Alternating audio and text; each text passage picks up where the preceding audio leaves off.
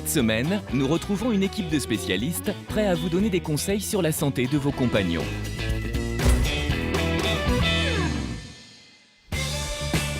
Bonjour, entrez, je vous en prie. Miss est notre patiente du jour. Ses propriétaires viennent en clinique car elle est régulièrement prise de convulsions.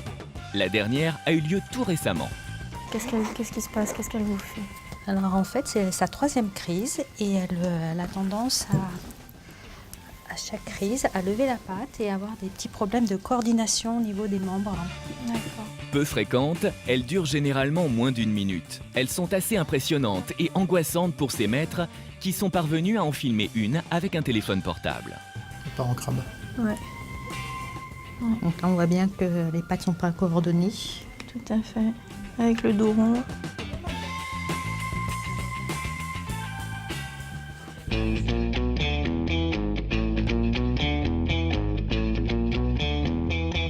Sachant que c'est un chat qui doit avoir 8-10 ans, donc déjà un adulte, très probablement on est face à une épilepsie dont on ne connaît pas l'origine, qu'on va appeler cryptogénique, c'est-à-dire cachée, ce qui est assez souvent le cas chez les chats âgés.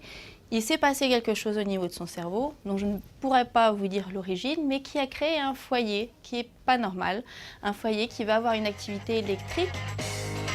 Avant de valider ce diagnostic, il faut réaliser des examens complémentaires pour exclure toute tumeur ou infection qui pourrait être à l'origine des crises.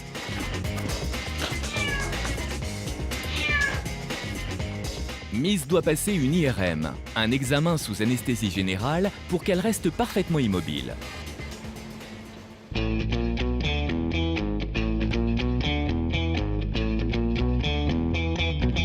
L'objectif était de voir s'il y avait des lésions au niveau du cerveau qui expliquent ces crises convulsives. Là, sur ce chat-là, fort heureusement, on n'observe pas d'anomalies, notamment pas de signe de tumeur, par exemple, ce qui va rassurer les propriétaires.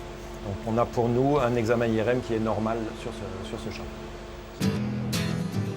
Avant le réveil, le praticien effectue une ponction du liquide céphalorachidien pour vérifier qu'il n'y a pas d'infection au niveau du cerveau. Ce qu'on voit sur l'écran, c'est juste une cellule qui est présente dans le liquide céphalorachidien qu'on a prélevé. Sur un animal normal, on doit avoir moins de 5 cellules par millimètre cube. Et effectivement, là, on n'en a qu'une seule. Des nouvelles rassurantes qu'elle va maintenant pouvoir annoncer au maître du petit félin. Coucou ma chérie. Bon, elle est bien réveillée. Ce que vous voyez ici, là, c'est son cerveau, D'accord. avec la moelle qui part ici. Et donc, toutes les structures sont parfaitement en place, complètement normales. La vie de Miss n'est donc pas en danger, mais il sera difficile de mettre en place un traitement qui serait trop contraignant pour traiter ces crises passagères. Reste à savoir comment réagir quand elles surviennent.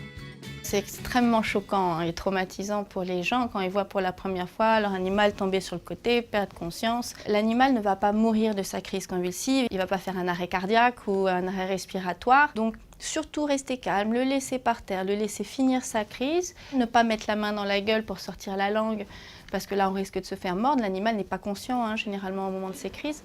Donc la chose la plus importante, c'est ne pas paniquer, rester tranquille et voir son vétérinaire, en discuter dans la journée. Le lendemain, c'est généralement pas une urgence à la seconde. Au revoir. Au revoir, messieurs, dames. Merci. Au revoir.